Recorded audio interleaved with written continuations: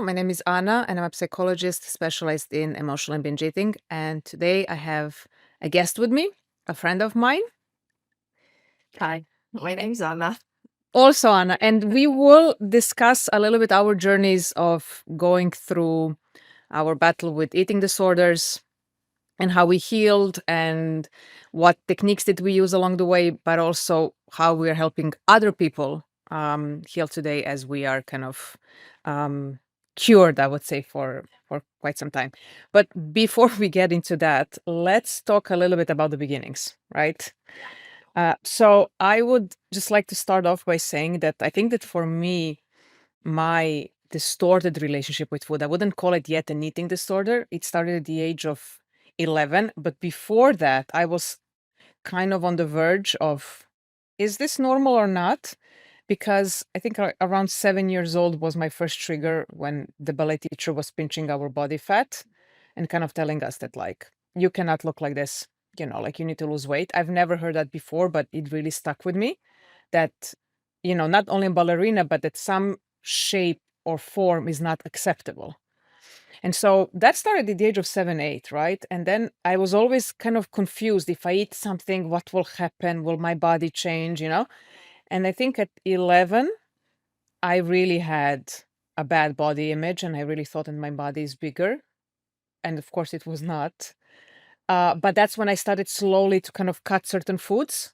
So I was not technically on a diet, like I didn't have a plan. But I remember I refused sweets and bread, just like the typical stuff that, I used to hear are kind of bad for you because I didn't want to look bigger than my friends. And then at 13, yeah, 13, I jumped on my first official diet. And so from there, like, until 25, 6, 7, 8, whatever, I was constantly dieting, but also constantly binging. So when people say, like, what kind of eating disorder you had, I always say that I was in the restrict binge cycle. So binge eater, but also restrictive behavior. And in this restrictive part, I would say that some behaviors were very anorexic, some bulimic, both purging laxatives and exercise bulimia. But that was when I wanted to restrict or to burn off my calories. So that was one side, and then the binging was the other side. Now, what about you? My name is Anna. Currently, I'm a personal trainer, volleyball trainer, and counselor for eating disorders, but things were not always that great. So my story, my real story started when I was 18, Okay. but we all know the triggers were before that already. Okay. I came from the family where I was expected to be the best athlete. I was born to be the best. I was expected to be the best, and I was the best possible athlete that I could be. But no one really, cared about Anna.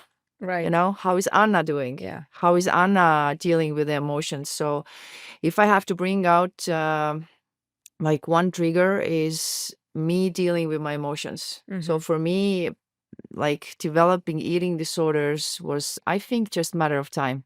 Right. Or whether it would be drugs or Yeah, something else. coping Some mechanism. coping mechanism, yeah. So and I remember one specific sentence that my mom told me when I was 18. Okay. Like I took my food that she had just made, and she was like, Anna-Liisa, have you noticed, your butt is getting bigger? Right. And when that kind of sentence comes from a person who is your mom, who is your like coach, who is the authority, it ruins you. Yeah. It like literally ruins you. So I started out as anorexic, but slowly I became bulimic. Okay. But would you say that, so that was the initial trigger, but Yeah. was it also like related to kind of, I have to be the best, therefore my body needs to look a certain way? Because sometimes with athletes, they will tell you that their distorted relationship with food or anorexic behaviors or bulimic behaviors is justified because of, let's say, a physique that they need to have or because of the performance. Like, gymnasts cannot Yeah. be, you know, like they cannot weigh more because they cannot do all the flips Yeah. and it cannot look as graceful, right? So they are maintaining their weight in a super strict way. Was that also partially, or was it more just emotional and kind of I the think trigger? partially, yeah, because I play volleyball, you know, there are certain standards, let's say. I remember I was 15, 16 when the coach was weighing us, Right. you know, Okay.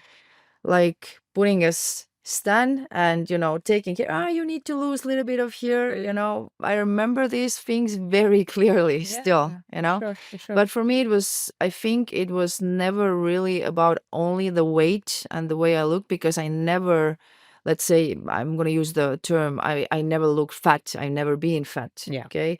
But, you know, when I was 17, 18, we started to do like real heavy weightlifting, right?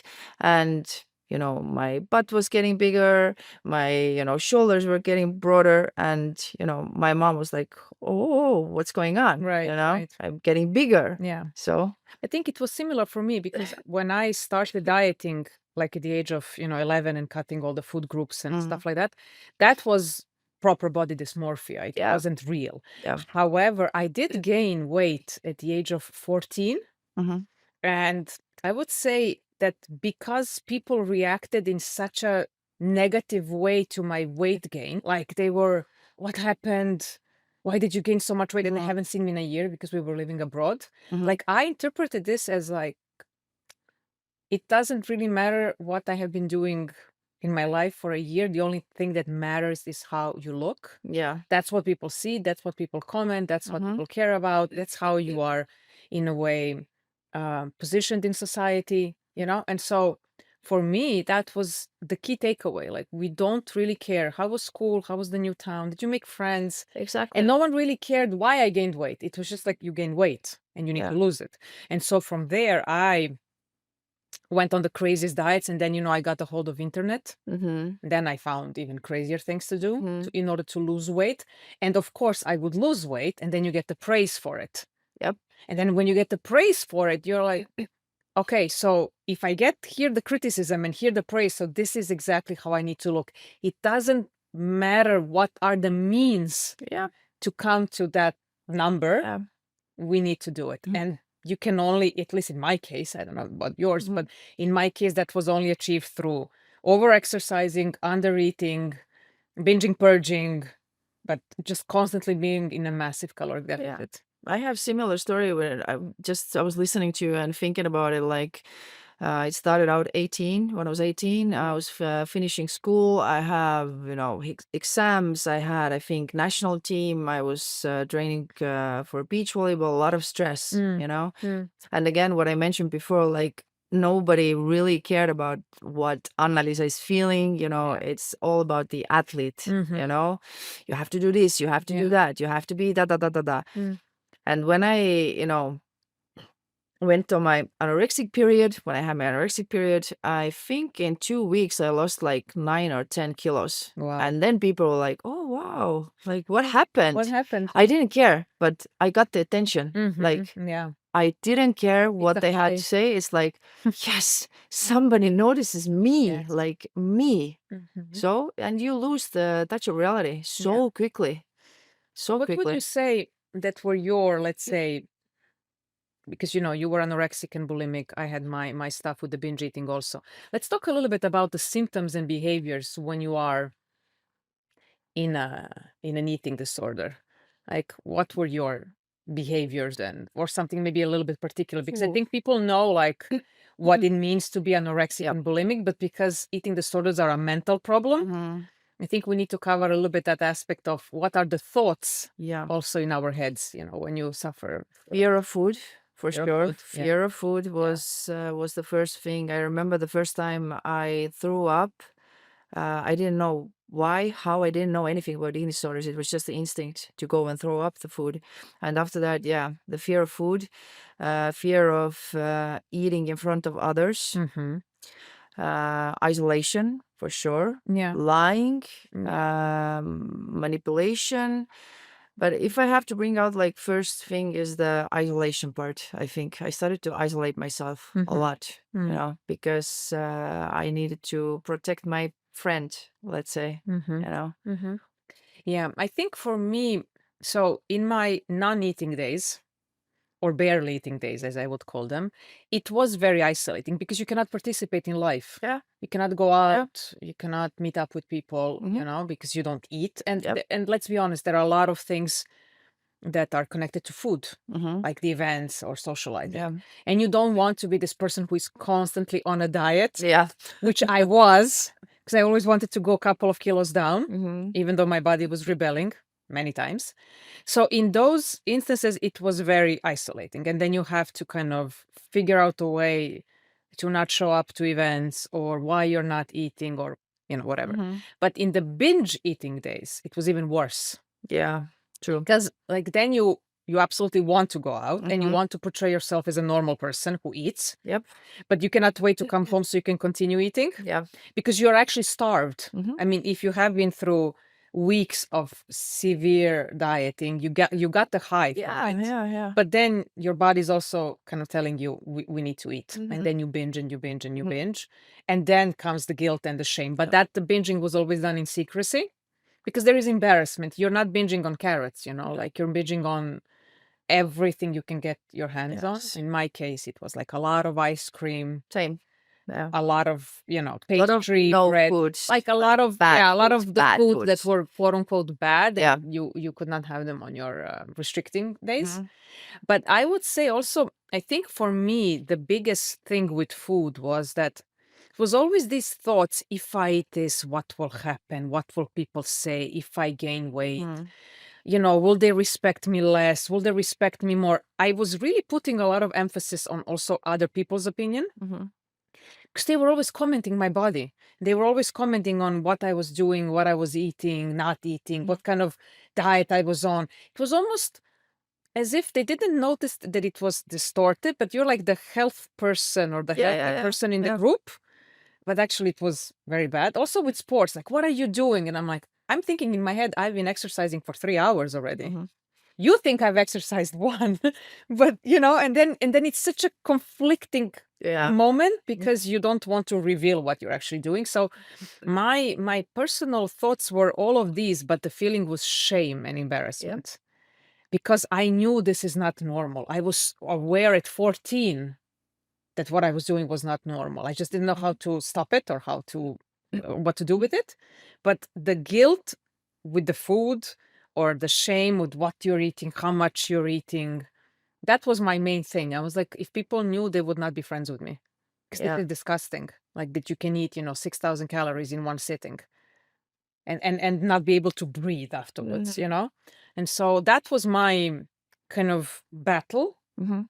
because I wanted to appear normal, but I just knew that it was not the case. I mean, like at least for me, my behavior comparing to Mhm. people around me was very distorted. Well, I understood from what you said that you put a lot of emphasis about what other people are thinking, Yes. right? I Yeah. didn't have really that Mm. because I was battling my own, let's say, very big battles because I was professional athlete. Right. At the Right. same time, I Mm. was bulimic. Yeah. So I had no time to think about what other people are Mm. thinking. I was just trying to survive Survive. because Mm. my identity was to do with volleyball. You take the Right. volleyball away, And you didn't I'm no one. know what. That's why I should have finished a long time ago my career. But because this was something that was so familiar, Mm. this is who Anna is, Yeah. volleyball. And Yeah. then comes the eating disorder. So again, new identity, Mhm. but I didn't know who is Anna-Liisa really. Me neither. I think also like with food being such a central part of my life, Yeah. what you're eating, how much, how little, the exercise, it was all around food. I didn't know if I had any other interest in life. Like I was just thinking, this is occupying Mhm. 90% of my time. What My other life? like what other life? Like you don't have anything else to do. You just do sports and you think Yeah. about food in Yeah. different Yeah. Yeah. phases of my life. But I also think that when with other people, what I wanted to also say was that I was criticized so much Mm-hmm. for my looks, Mm. also from boyfriends, family members. I wouldn't even put media here because I really didn't care about the media or the fact that, size 0 at the time was the desirable size. Okay. But mostly you looked like really thin, or I looked normal, normal. never Okay. too thin. To just explain to the people, like if there is a spectrum of what people would think Yeah. an anorexic person looks like, I say look, Yeah. or an obese, I was always in the middle. So you could never say just by the looks. Yeah, same. And so because of that, I as I said, like I could not eat, 3-4 days and then I'd binge on 10,000 calories. So my weight could never technically Yeah. go so much up and Yeah. down. But I would say that with these comments and stuff like that, like I just wanted to be accepted. That was the root cause. It's like without this perfect image and perfect body and perfect everything, I will not be accepted. It's like I need to play a role with a certain body in order to participate with my friends, going on dates, having a boyfriend. Like you cannot look however I want to look. I have to look a certain part. And that didn't come naturally to me.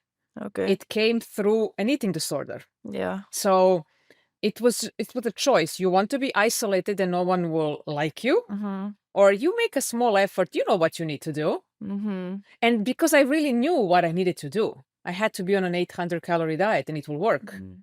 And in my head, I was like, come on, Anna, be disciplined. What's wrong with you? Yeah. It's this kind of mode. And I'm always ashamed and embarrassed when I have to admit that when I would meet, and I met a couple of girls who were diagnosed with anorexia, because I was so clueless that it's a mental disorder until I got into it. I was like, they're so disciplined. Yeah. It's like, they're so disciplined. I will never be disciplined. So I need to maybe exercise, or use laxatives or something. But, it was all part of belonging and being good enough. Like I never felt good enough with my body, never. It was always like, you need to do better. Same. So I think that's those, and that, it was like, yes, it was the initial trigger, but it was constantly a trigger. Because I would always meet someone new who would point out that I've gained weight. Okay. Or like, or you lost weight and you look amazing now. So my weight was always the center of the talk. So for you, it was more about the way you look, about the weight. For me, it was more about coping with, whatever I was That missing. came later for me. Like emotional wise. That came later. Yeah. So this is the period. This one, what I'm saying, it lasted forever. This one, coping with whatever I was feeling as a proper emotional and binge eater, that happened in my early mid-20s. Like comfort in food, the high from the food, the entertainment with food, well, curing any sort of issues I've had, or just like boredom, loneliness, being alone, emotionally unfulfilled. Yeah. All of this played like a big part. I mean, I was using food like an addict. Just when you want to feel good about yourself, or when you want to get into that place of peace, I would binge. Because you're missing something. You're trying to get it from food. Exactly. And I didn't know what I was missing. And that's where the problem was, because I was always thinking, your behavior shows that you are addicted to food.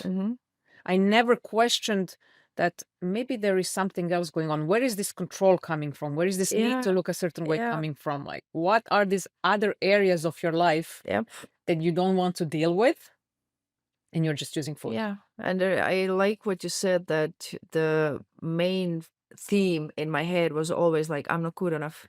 Oh, yeah. Whatever I was doing, never. like I remember my longest period of being sober, in the meaning that I didn't throw up, was around like 3 weeks. Okay. And it was always after that, boom, boom, nothing, and every time I was like, okay, you just have to do better. Yes. You are not good enough, Yes. And when people around you, like my mom or my closest, are like, okay, how can't you just start eating normally? Just start eating normally, Yeah. How come, people can do it and you can't? Yes. And you hear it all the time, all the time. And you always think something is wrong with you. Yes. Because, and I've heard many times, oh, just eat a burger. It will not. Yeah, exactly. Or vice versa. You shouldn't eat it. Yeah.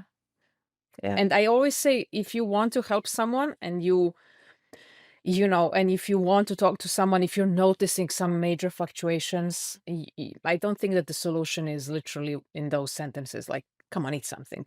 No, it's the worst, actually. It can make it It's worse. massive Yeah. trigger. It's Yeah. such a trigger. Yeah. Just as the opposite, you shouldn't be eating that. Because then this criticism is taken really as the way you look right now with eating habits you have now. It's not good. Yeah. You need to change it. How would you say, in your experience, there is anorexia and there is bulimia, and in my case also binge eating on top of that. Jack of all trades. Yay. Oh my God. How would you say that having this problem impacted your friendships and your relationships? Do we really want to go there? I told you before, it's going to be my favorite topic ever. Let's go into it then. I I think have something to say, but I feel like you have a lot to say. I will try to make it like No, short. no, just take your time. Can I swear? I think you can. I think you can. So basically, it fucked up all my relationships. Okay, that's Like that's the end of it. Like all the kind of relationship, I couldn't maintain any relationship because it was all about my eating disorder, lying, manipulating, hiding. But also, I know that from my childhood, actually, as everything starts from our childhood, I never learned to really connect with my parents, like this emotional connection. Yeah. So I never learned how to connect emotionally with another human being. Okay. So it was easier for me to connect to a sport, eating disorder, Yeah, your best friend. my best friend. And I think that also triggered the relationships because I didn't see any point keeping them. Oh, okay. How to keep or why to keep if I don't have any connection, It's better to be alone, to deal with my eating disorder, be happy, safe, Yeah. It's something that I know than to deal with people. So yeah, as I took it all together, it fucked up everything. Well, in what sense did it fuck up? Like, for example, if you would start, I don't know, dating someone, how did it look like? Having an eating disorder and trying to maintain a, let's say, seemingly healthy romantic relationship. In one point, there's like too much isolation, and I don't want to go there because I know that I have to eat and I have to binge and I have to go and throw up. And as a psychologist, you know how it ruins your psychological, everything basically. And lies, they come so quickly. After some time, you can't even keep up with the lies anymore. It's like, no, You live a double life, yeah, triple life. yeah. And it gets so tired. And finally you're like, oh, fuck it. I don't want to do it anymore, And even, it's even hard to create some kind of relationship or even, let's say, create feelings if you don't know how to do that, because all all you identify is eating disorders. Yeah. You know? Okay. For me, yeah, I would say pretty much the same. But just I found two things very challenging in having a relationship. I'm talking about like romantic stuff, not Yeah. like friendships. Because let's say I started to date someone and I really like them, so I want to see them. But this issue with food prevented me in doing so. Because if I was in the restrict phase, I had to present myself, at least in the beginning of the relationship, as like, you're dating a healthy girl. Like, so I'm having, my detox day, or I have to go on a run. And usually in the beginning, people or guys responded nice to that, like, oh, she's taking care of herself, because they don't know how deep the problem is. But it creates a problem in terms of going out, ordering in. I remember one time one guy wanted to cook for me and I was like, oh my God, I don't know how, like, what will I have to do afterwards? Yeah. Because I'm in his house, Yeah. and the anxiousness, and then of course your behavior changes, and of course that kind of influences the whole dynamic. But you're embarrassed to say what is the issue. And so that was an issue. Like I wouldn't even assume that I was able to, I don't know, travel with someone, because I didn't know what would be my relationship with food at that particular time. That would something trigger me to eat or not eat, binge. I didn't know. But then on the other hand, like I was also kind of figuring out, if we have some big event or something, then I'm going to be normal. Then I'm going to eat, which is actually my binging. And then I would remember I was thinking, okay, so we go out and now you're going to see me eat. So you will think you're dating a normal person, like someone who doesn't have an issue with food. And so I was kind of presenting myself. I want dessert and I will eat the bread, something that I would never eat. But then I was praying that I can go home and continue the binging. So God forbid we had to go somewhere again, and then the night is kind of stalling. In my head, it was like, when will this end? Because I need to continue what I have started. Because from tomorrow, I'm going to start restricting again. And you are stopping me in my attempt to binge tonight. And, because I was triggered by what I was already doing, which is the eating part. And I think that's, for me, that's like the, let's say, the logistic problem. But the bigger problem for me really was this idea that I thought that because I behave like that around food, and I carried so much shame and guilt, I didn't deserve to be in a relationship, because I was thinking, if you knew how I behave and my thoughts and my behaviors, you wouldn't be with me. So my self-worth as a starting point in trying to date someone was very low. And because of that, I would take whatever you give me, because I don't deserve more. Yeah. I will be the side piece. It's not a problem, because I don't deserve to be the leading lady. I don't deserve all the love and the I think attention. you had something. I have something, Yeah. but you don't want to call me 5 days. It's okay.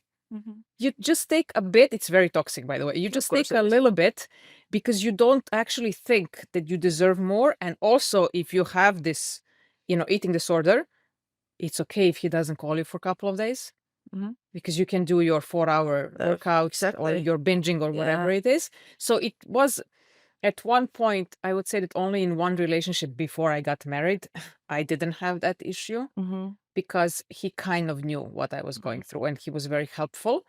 But that's because it was like a long-term relationship. Everything in between was just a lot of lying and manipulating and inventing, and you don't feel then good about yourself and you start acting weird. Then they're like, okay, we need to end this. I want to add 2 quick stories. Like in some of our relationships, what I was doing is that I created so toxic environment on purpose. So Right. we don't have to speak for a fucking 1 week. Oh my So God. it can be like, fuck, I can just eat and binge and, go and throw up. And I did that. Yeah. I started to sabotage myself and the relationship just so I can stay with my eating disorders. Yeah. So the second situation was, I just want to bring it out to show to people how like deep the roots are, and how in which extremes we can go with this behavior. Yeah. It was the day that my father died. He wasn't at home anymore. He was at the hospital. My mom got the call. We went there. And I remember my mom was crying. I had zero emotions. All I could think about is, okay, I bought this pasta. I need to go home. I need to cook. I need to eat and binge, Yeah. And I went there in the hospital. I see him there lying. I have no emotions. All I can think while I was looking at my dead father, that I need to go home and eat. Yeah. So yeah, it's disturbing. So when people tell me that this is the life choice that you choose eating disorder, But I think also it's because a lot of people don't understand that eating disorders are not because of vanity. Yeah. Or wanting to be thin or wanting to look a certain way. They come from a lot of, or some people, traumas or insecurities or perfectionism or not being good enough or something that we feel. I at least felt that things are so much out of my control. Exactly. This will be in my control. Yes. Like my body, because come on, like I'm the only one carrying my body and I'm the only one eating. That's the perfect way to put it. Like, And this is so the only thing that you can control in your life. I can control the food intake, Yeah. I can control how much I exercise. Everything related to my body, no one has kind of, an input. Yeah. So that's how I was seemingly controlling the narrative Yeah. in my life. But then it just got out of hand. Yeah. And it gets out of hand when, of course, you're in an extreme, or, of course, when you get constantly triggered because you are not solving the root cause of Yeah. this need for control and perfectionism exactly. and having a certain body. Because in the end, what controls you is the eating disorder. Yeah. You control nothing. You don't You are in prison, You're literally. Yeah. Yeah, I agree. And when first of all, did you speak to anyone about this while you were in it? I mean, I didn't. No. I think it took me like 5-6 years to even not realize, but to admit it to myself that I have a problem. Like it's in a way easier. It was easier for me because I was actively in sport. I was in this country, there, playing as a professional, and people assumed that I'm healthy.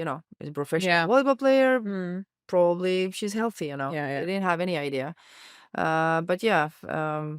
But I think the first period, when I was 18 till 19, it was the most worry that I created for my parents because it was the anorexic period. When you slimmed down a lot? Yes, a lot. So my mom was like, whoa, what's going on? And then, when I was in my bulimic period, no one really, You didn't, because the weight doesn't yeah, really fluctuate. exactly. Yeah. But given that she was your trigger, like with the comments about your butt getting bigger and so on and so forth, now when you were so slim, like, did you find it kind of ironic Of that course. that like now you're worried that I'm so Of slim? You kept course. telling me that I should lose weight. Yeah, and I had so much anger Yeah. because I was like, fuck off, this is what like, in my head, this is what you wanted, Right. right? I'm giving you what you wanted, and it's still not enough. Yeah. Like, now you're worried.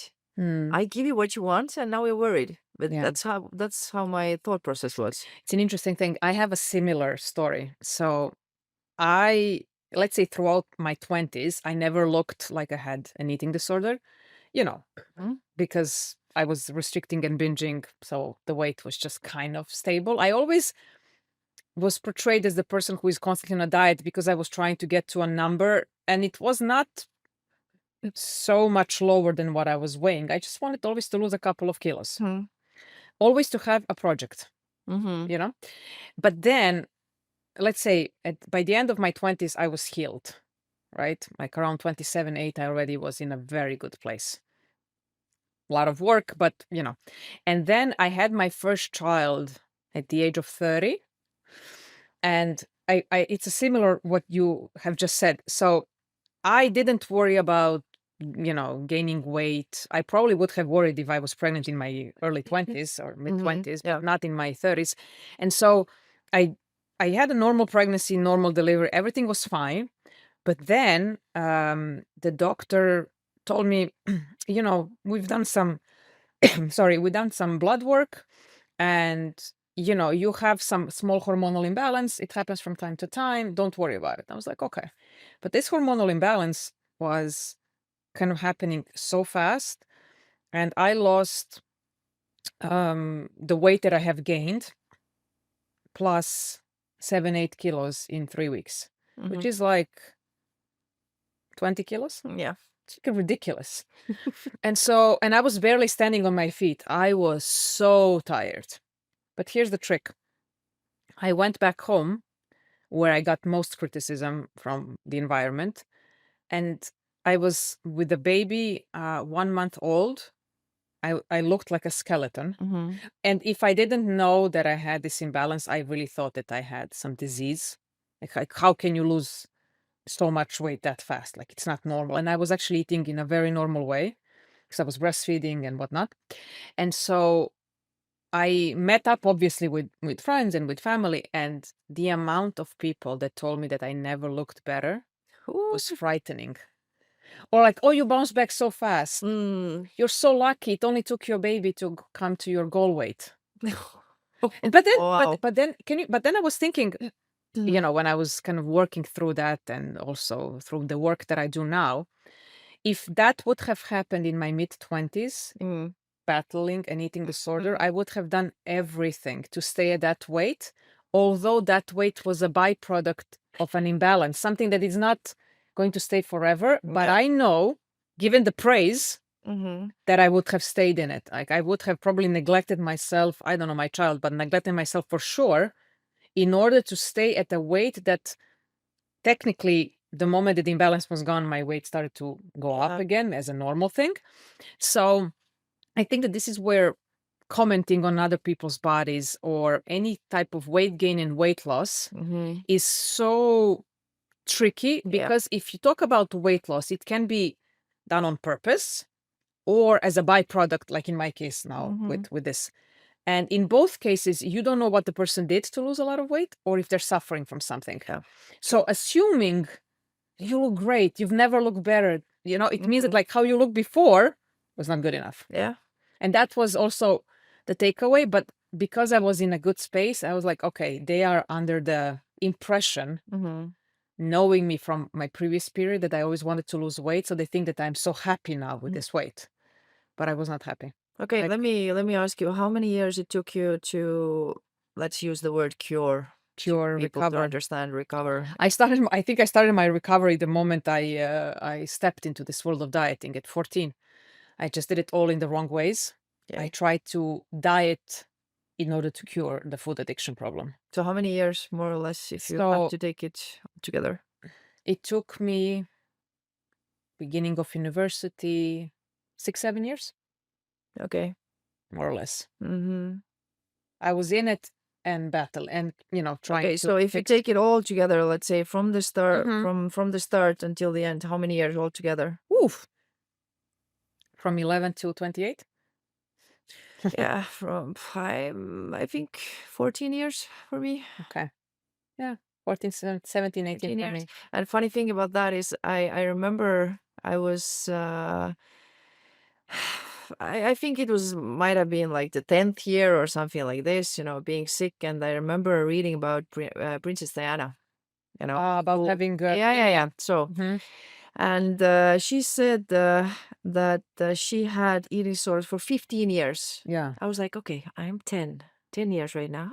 Okay. Oh my God. I remember that moment. Imagine, like, Yeah. if she can do it, I can do it. Like, I don't have to Yeah. worry anybody Yeah, about but anything. yeah, that's the thing. We were discussing once about the media and social Yeah, media. yeah. And you said something interesting to me, like if social media existed in the 90s, I wouldn't be alive. Oh, I am sure. tempted to think similar, given the vibe of the 90s. Yeah.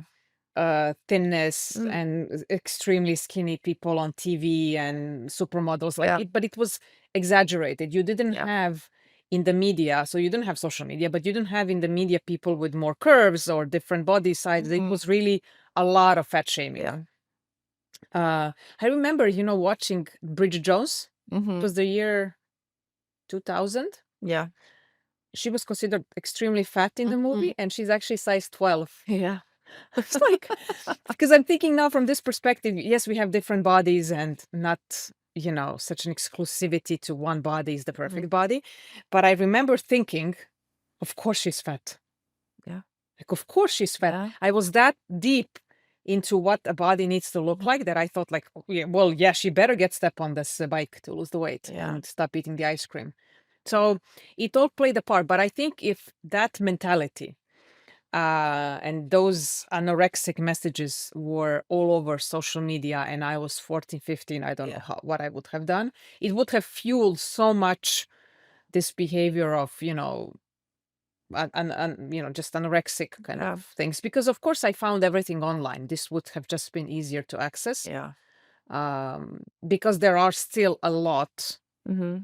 anorexic, bulimic websites and accounts and telling you tricks and all these kind of things, how to do it, what's the best way, how do you know you're successful at it. So I think another aspect that I've thought about is that, one reason why it took me so long to even, let's say consider recovering is that nothing really happened. Nothing really bad happened. Yeah. Okay, I had my headaches, I had my little chills, I had my yeah. arrhythmia, I had my little cramps there and then and there, but, these are minor, Mhm. and even though maybe, I have a heart attack still, it's not enough. Yeah. It's never I was enough. very, so it's an interesting thing. Before the internet era, Yeah, we are that old. yes. No, but I'm thinking, I remember when I heard about bulimia for the first time. Mm. I was in high school. It's like 14, 15, that year when I gained weight. Yeah. And a friend of mine came Mm. and said that she knows the perfect Mm. way how to eat whatever you want Mhm. without gaining weight. And so I was like, what is it? Because, I was Yeah, of 15, course. 15, 17 kilos overweight. How do you do it? Mm. And she kind of gave me the tips. Okay. But then the issue with that was because I was kind of obsessed at the same time in my health phase with eating healthy and Mhm. being orthorexic and all Mhm. this kind of stuff. I read about, for example, bulimia, like what it Mhm. can do to you. It scared me. You Okay. see, you were not No. afraid. I was really scared of Mm. bulimia. So I chose bulimia exercise. Okay. I chose to hurt my body physically, Yeah. but not from the inside. Like, So I did the both just to make sure that I'm doing the right yeah. right way. No, I was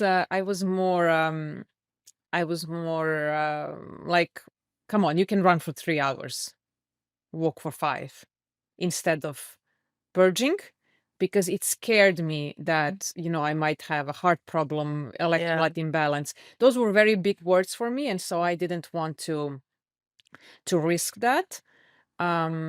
So yeah, you see, we had very similar behaviors, but we didn't behave exactly the same way with these things. If you think about it, it's very scary what we have done Yes, and absolutely. survived. I mean, Absolutely. I have vomited blood and still be like, okay, after a few hours, oh, let's do it again. Yeah.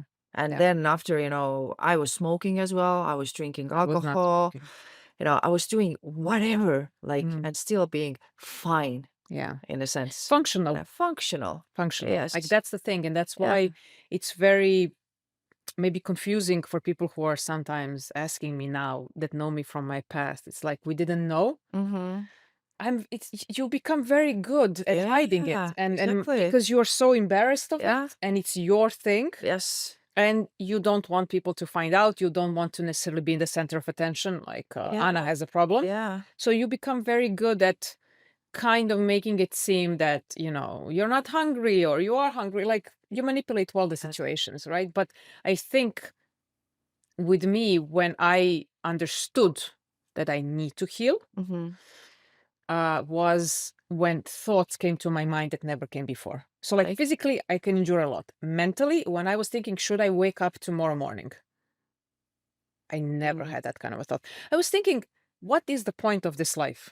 It's not, and I'm not like super spiritual, and I'm yeah. not, in that sense, thinking about it. But I was wondering a couple of times after these big binges, like, what is the point of waking up if I pretty much know what's going to happen? Yeah. So I'm gonna start probably restricting, and then because I'm restricting a lot throughout the day, I'm gonna binge in the evening. Then I'm gonna refuse to see my friends or my boyfriend. Then I'm gonna have to lie to my parents why I cannot see them on the week. Like, what is the point? Should I be on this planet? Like, I will not be able to have anything meaningful in my life going on because this is, kind of spilling all over my life or every aspect of my life. I will not be able to control it. Mm-hmm. It's starting to control me. Mm-hmm. It's starting to take over, like, like spreading like a cancer everywhere. So it's not like me and my food and the rest is fine. And so that's when I kind of started first therapy. And then when I moved to Paris, and I want to touch a little bit now how we healed and what we did to heal, I then had a food Before you therapist. go there, Yeah. can I add something because this is so amazing? Go. Because you were saying something that I had like quite similar situation Okay. about the before we get to the healing part. Mm. So everything went to shit in Estonia. I packed my bags, went to another country because grass is greener, Yeah. right?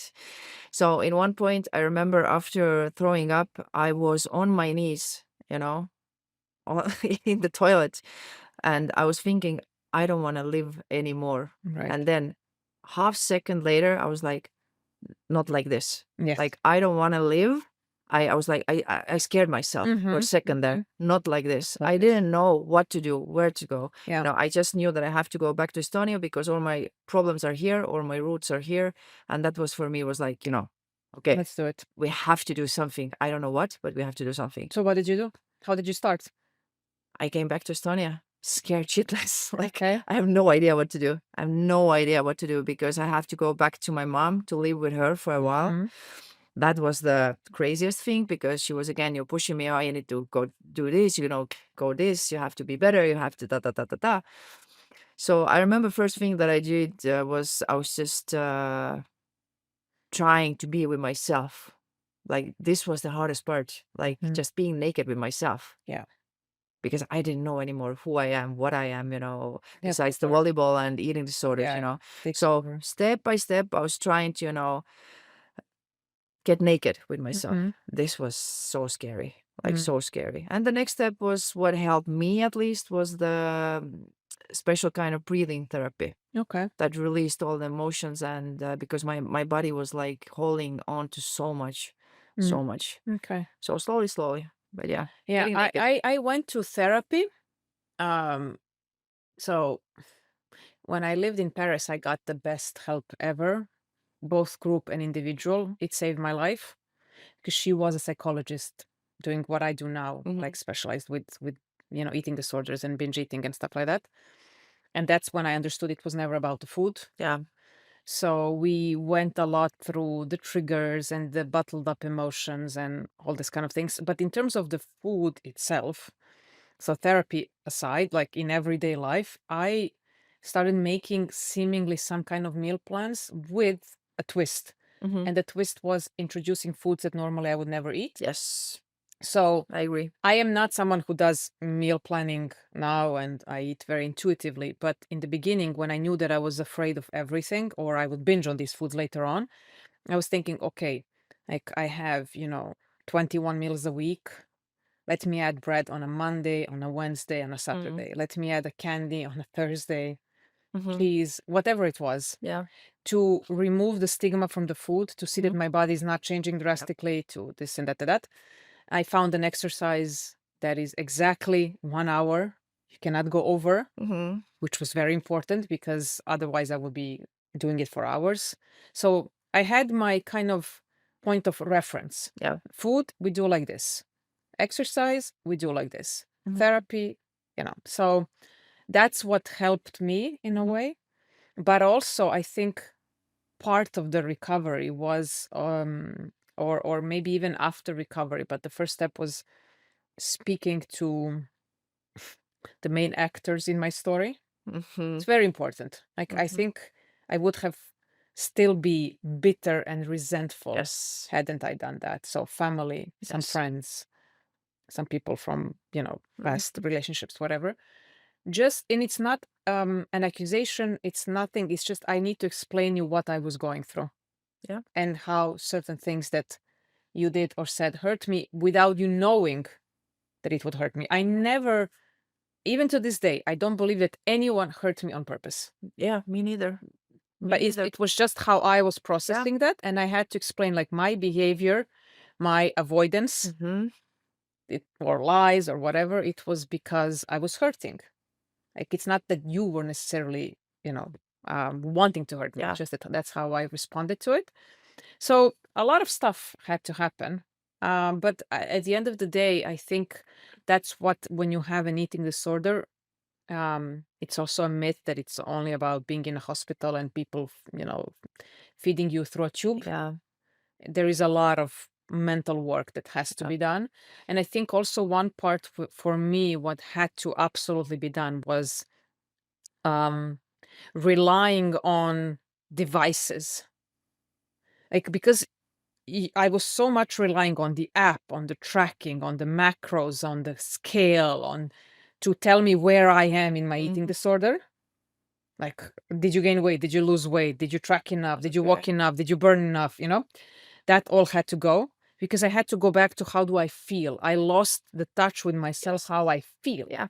Exactly. Emotionally and physically. Like, do I like being in this body or not? Like, do I like this weight, this body fat composition, whatever, right? Did you ever feel like what I felt like you are separated from your body? Absolutely. Like you see it in the yes, mirror, but yeah, you don't feel anything. absolutely. Yeah, yeah. This is horrible feeling actually. No, Yeah. I was always thinking that someone else is moving me around. Yeah. Like a Some stress. some voice, Yeah. like a voice, like now you go do this, now you. It's not my decision. Yeah. Because I would never choose an eating disorder. And this is what all the people that I've spoken who have had eating disorders, it is like you have like, okay, let's put it like angel and devil. Yeah. Like you have one in your voice, let's say, on your shoulder, but usually it's the devil that is like, go do this, all the time, all the time. All the time. And this one here never wins. No. You know? No, it's true. And so the many things in my, let's say, journey to heal was very little actually related to food itself, besides Exactly. these meals, but more related to behaviors. So this thing that I had to remove, these devices, how I was treating my body through exercise behavior, and the thoughts, the thoughts of, do you feel good enough? Are you in control? Who are you trying to please? Where is this coming from? Yeah. Challenging constantly negative thoughts, especially when I started to gain weight, because now I weigh more than that period before. So kind of understanding the weight gain comes as a byproduct of me eating the amount of food that I actually need to eat. Right? And so I was trying to focus with my therapist then alone, what am I gaining? What are the benefits of this new weight, rather than we need to fix this? Yeah. So it's challenging because you're used to kind of thinking, the thinner, the better, the happier, and get to that number, whatever means Yeah. it takes. So yeah, there was like different aspects of kind of figuring it all out. Yeah. So that's why it took also so long. Yeah. Because I think when you have an eating disorder, you're so focused on the food, and you think that if you fix the food, you will fix the eating disorder. That's what I thought in the beginning. So my focus was on the food. Yeah. Like, forget the mind. Exactly. And that I have to fix the food. You have to fix the food. And then I'm like, and then my therapist was like, food is not the problem. Like, food is the problem. Yeah. That's all I think about. She's like, no. It's the result already. Yeah. That's what I like to say all the time, that, eating disorder is a result of something, and something similar that I did. I went to extreme, during my healing, let's say, period. Yeah. I told myself, okay, Anna, take 1 month, eat everything that you want. Take the no list and just eat whatever you want. Just try. Okay. Yeah. And I did. I remember the first 1 week. Oh my God. I wanted to take a knife and take the food out of me, literally. But I don't know. I stick with it. And after 1 month, okay, it was still a little bit uncomfortable, but you can see that nothing really happens. Yeah. That's the thing. It's the fear of what will happen if I eat. Yes. And I also, I went to really extremes, like I was used to. I stopped training for 1 month as well, and still nothing really happened. I was like, holy fuck, this is how people live? Yeah. Like, oh my God, this is amazing. Yeah. You get a whole new appreciation for life. Yeah. It's amazing. And appreciation. This is what I want to say. This, if, from everything during this healing journey, if I can bring out one, like appreciation every single day, this helped me so much during this time. I mean, especially given how close you are to not being able to appreciate life when you are in this dark place. Like, yeah. So even little things like I wake up, I just, I'm alive. Yeah. Yeah, absolutely. Something that we are just used to, let's say. Yeah, take it for granted. Yeah. Yeah. How would you say that nowadays you're a spokesperson here in Tallinn? You work a lot with people who have eating disorders, but you're also a trainer, right? Yeah. And I'm pretty sure you see a lot of distorted behavior in the gym, with the food, with the exercise. What is your mission? How do you help people battle this? What is your program? Let's say your work. How much time we have? You have. Yeah. Okay. It's a big question. As a trainer, I'm talking about generally now, not even working with eating disorders, but if a new client comes, my main mission is just to create this safe environment for the person just to be who she or he is. Yeah. Like, Okay. you are okay the way Mhm. you are, Mhm. and as a trainer also, like, we are not going to work only on your physique. Like, Mhm. I care about what's going on here, Right. because if this one is not right, then The body will there's not follow. no point, the body will not follow. So yeah, I have a little bit, not, I don't want to say non-traditional way of being a trainer, but yeah, I care about the heart and the mind Mhm. even more, maybe. Yeah. Because a person can come, okay, I have these goals, and usually my first question is, okay, but what are the resources right now?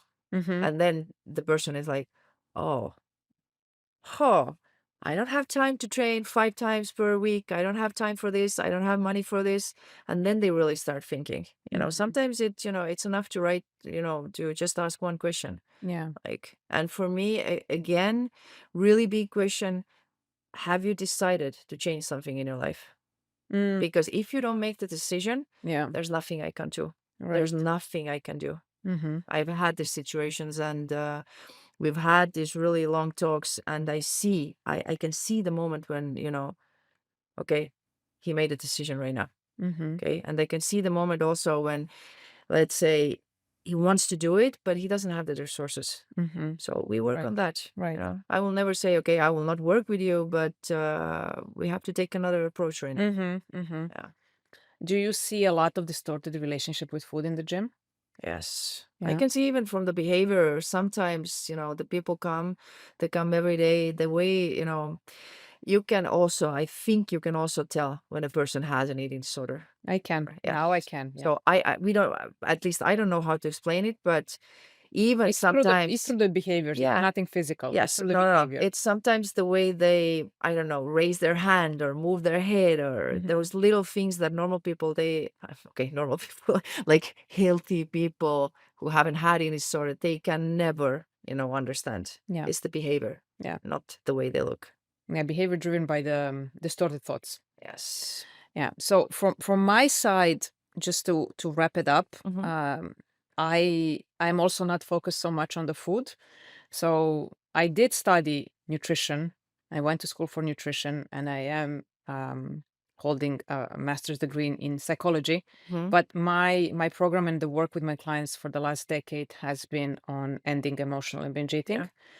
and I focus mainly on people to stop dieting and eat in a more balanced way, figuring out the triggers. Mhm. What is it that drives you to binge? Mhm.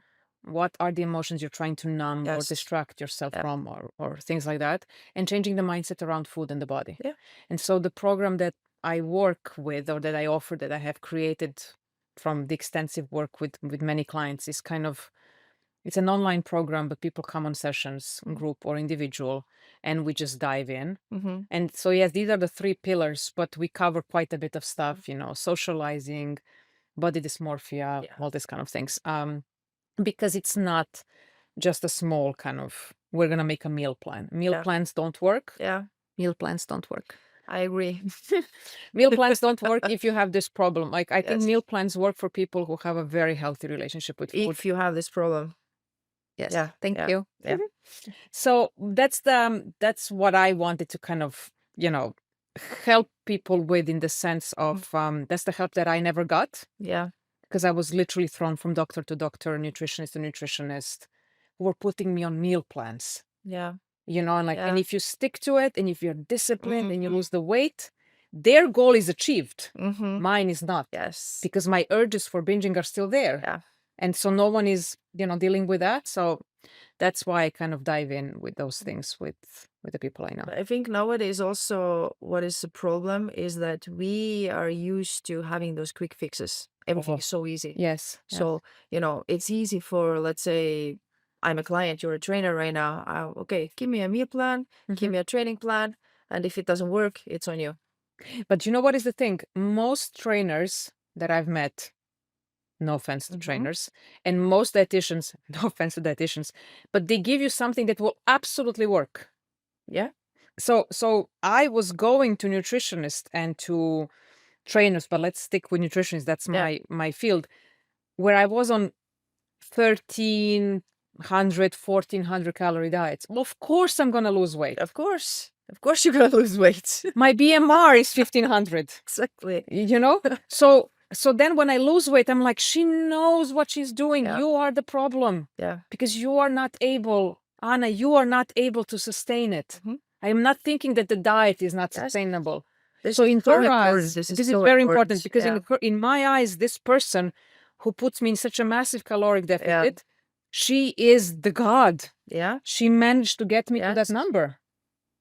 And that's what I need. I think that's what I'm sometimes as a mission online, like besides educating or being a bit entertaining, that's what I'm trying to debunk. Like, people, come on, think a little bit. Is it sustainable? Exactly. That's the If thing it's for not me. sustainable, the weight loss will not be sustainable. Exactly. You need to lose weight in a way how you plan to live for the rest of your life. As a trainer, I think the same. I will never put the person go through crazy, like extreme exercises just for one period that they cannot do for the rest of their life in that same intensity, right? Yes, I'm trying to make them understand that, okay, we are talking about quality of life. We are talking about muscle mass is a quality of life, people, you know? So there's no quick fixes, you know? Yeah. That's the reality. And it's harsh. Yeah. It's harsh because if you have been in the same situation, let's say for 30 years, 40 years, and then you have this idea, okay, I need to change something. What do you think your body is going to do? Yeah. It wants to change? Yeah. No. It's going to be like, no, I don't want to change. And that's why it's hard for people for change. I agree. Yeah. I agree. I think we can wrap it up here. Tell the audience where they can find you. Hashtag at. You can find me from Instagram, Anna-Liisa Sutt. And right, I think this on the screen. Yes. And I'm working in my fitness as a personal trainer. So if you want to train, come. Let's have fun. And for me, Balanced by Anna, 1N, on Instagram and across all other social media platforms as well. Thank you so much for the talk. It was amazing. Yeah.